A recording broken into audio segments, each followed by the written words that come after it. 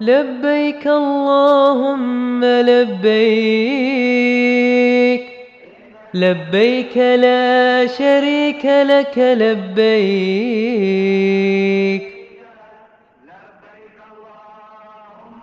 وأتموا الحج والعمرة لله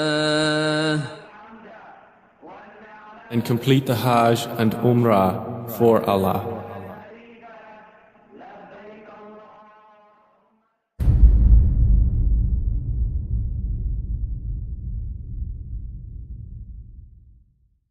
Assalamu alaikum wa rahmatullahi wa barakatuhu. Daily reminders. This is your brother Aarij Anwer. Continuing on with our discussion of what to do after you've completed the rites of Umrah and you're still on the Umrah trip.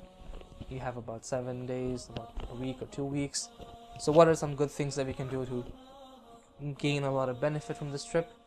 My second recommendation is to make a lot of Tawaf.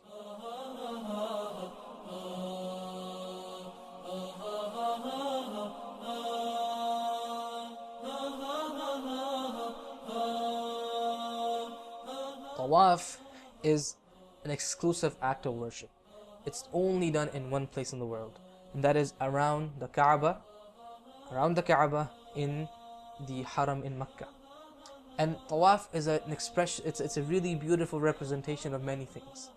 It represents the oneness of Allah subhanahu wa ta'ala, how it is only one place in the world where Tawaf happens, and how everybody in the world faces one direction, the Kaaba, when they're praying, and how it doesn't matter where you're coming from or what status you are, how knowledgeable you are, how ignorant you may be, how rich you are, how poor you may be. It doesn't matter. When you come to the Haram, there's only one way to make Tawaf, and you join the Tawaf ranks and you make your Tawaf. It's a very beautiful expression of equality. It's a very beautiful expression of the Tawheed, of the oneness of Allah subhanahu wa ta'ala. It is really, really an incredible act of worship. The Prophet ﷺ said, "Man tafa bil bayti sab'a," giving us incentive. Said the one who makes tawaf around the Kaaba 7 times, 7 circuits around the Kaaba, وَصَلَّى رَكَعَتَيْنِ, and prays 2 rak'ahs after this, upon completion. كَانَ كَعِتْقِ رَقَبَةٍ. It's the reward of this, the divine reward that we get from Allah subhanahu wa ta'ala, is as if the person has freed a slave. It's as if the person has freed a slave. What is freeing a slave? Freeing a slave, it's like giving $40,000 in charity. It's like donating $40,000. That's the equivalent, modern day, of freeing a slave. The reward is so immense because it is such a rare opportunity. It is so rare. So Tawaf is a beautiful action, and when you're on your trip, I encourage you to make as much Tawaf as possible. Count the 7 circuits and pray 2 rak'ahs. Count the 7 circuits again and pray 2 rak'ahs. And this is something that you can do. A few things about Tawaf, a few notes. Number 1, you should have wudu when you're making Tawaf.